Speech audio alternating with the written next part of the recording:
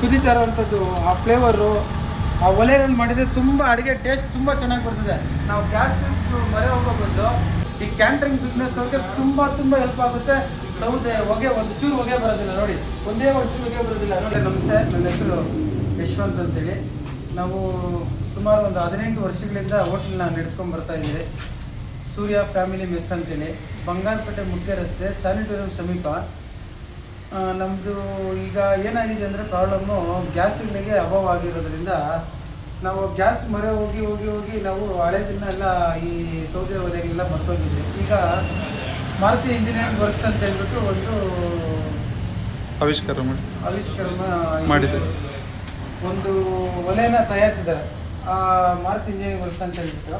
ಅವರು ನಾವು ನೋಡಿ ಬೇರೆ ಕಡೆ ಎಲ್ಲ ಮಾಡಿದ್ರು. ನಾನು ತಗೊಬಂದು ಇಲ್ಲಿ ಒಂದಿತ್ತೆ ಬೆಳಗ್ಗೆಯಿಂದ ಇಡ್ಲಿ, ಪೂರಿ, ಚಿತ್ರಾನ್ನದ ಗೊಜ್ಜು, ಮತ್ತು ಈಗ ಕುಕ್ಕರಲ್ಲಿ ಏನೋ ಒಂದು ಇದಿಟ್ಟಿದ್ದೀನಿ, ಮೊಟ್ಟೆಗಳಿಟ್ಟಿದ್ದೀನಿ.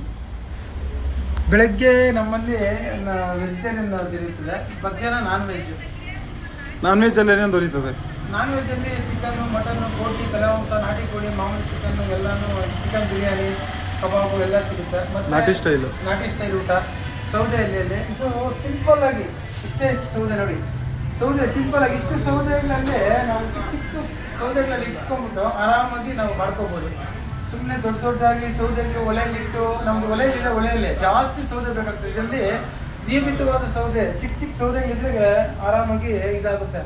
ಅದಕ್ಕೊಂದು ಚೆನ್ನಾಗಿ ಇದೇನೋ ಒಂದು ಫ್ಯಾನ್ ಒಂದಿಟ್ಟು ಮತ್ತು ಇದೆಲ್ಲ ಇಕ್ಕಿ ಚೆನ್ನಾಗಿ ಇದು ಮಾಡಿದರೆ ಸೂಪರ್ ಆಗಿರುತ್ತೆ. ಸೌದೆಯಲ್ಲೇ ನಾವು ನೋಡಿ ಗ್ಯಾಸಲ್ಲಿ ಊಟ ಮುಗಿಯುತ್ತೆ ಜೋರಾಗಿ ನೋಡಿ. ನಾವು ಯಾವ ಥರ ಈ ಇದನ್ನ ಸೌದೆ ಒಲೆಯಲ್ಲಿ ಗ್ಯಾಸ್ ಜೋರಾಗಿ ಇಟ್ಕೊಳೋದು ಮತ್ತು ಕಡಿಮೆ ಇಟ್ಕೊಳೋದು ಮಾಡ್ತೀರಾ, ಈ ಥರ ಇದಕ್ಕೊಂದು ಇಟ್ಬಿಟ್ಟಿದ್ದಾರೆ ಆಪ್ಷನ್. ಚೆನ್ನಾಗಿದೆ ಸೌದೆ, ಚೆನ್ನಾಗಿ ನೋಡಿ ಎಷ್ಟು ಬೇಗ ಉರಿಯುತ್ತೆ ಅಂತಂದರೆ ಅಷ್ಟು ಬೇಗ ಅಡುಗೆ ಆಗುತ್ತೆ. ನಾನು ಮತ್ತೆ ಬೆಳಗ್ಗೆ ಎಲ್ಲ ಪೂರಿ ಮಾಡಿದ್ದೀನಿ, ಇದರಲ್ಲಿ ಬೋಂಡ ಮಾಡಿದ್ದೀನಿ, ಮತ್ತು ಈಗ ಮೊಟ್ಟೆ ಇಟ್ಟಿದ್ದೀನಿ. ಮಧ್ಯಾಹ್ನ ಊಟಕ್ಕೆ ತಯಾರು ಮಾಡ್ಕೊತಾ ಇದ್ದೀನಿ. ಮಧ್ಯಾಹ್ನ ಊಟಕ್ಕೆ ಇದು ಕೂಡ ಚೆನ್ನಾಗಿ ಆಗಿದೆ. ನೀನು ಮೊಟ್ಟೆಗೆಲ್ಲ ಬೆಂದಿದೆ. ಈಗ ಅದೇ ರೀತಿಯಾಗಿ ನಾನೀಗ ಚಿಕನ್ ಇಡೋದಕ್ಕೆ ರೆಡಿ ಮಾಡ್ಕೊತಾ ಇದ್ದೀನಿ. ಚಿಕನ್ ಮಸಾಲೆ ಇಟ್ಕೊಂಡ್ಬಂದು ಇಟ್ಕೊಂಡಿದ್ದೀನಿ, ಅದ್ರ ಮೇಲೆ ಇಟ್ಟು ರೆಡಿ ಮಾಡ್ಕೊತೀನಿ. ಸಿಂಪಲ್ಲಾಗಿ ಸೂಪರಾಗಿದೆ. ಈಗ ಚಿಕನ್ನು ಮೇಕಿಂಗ್ ಮಧ್ಯಾಹ್ನಕ್ಕೆ ರೆಡಿ ಮಾಡ್ಕೊತಾ ಇದ್ದರೆ ಚಿಕನ್ ದೊಡ್ಡ ಪಾತ್ರೆ ಇಡ್ತಾ ಇದ್ದೀನಿ ನೋಡಿ.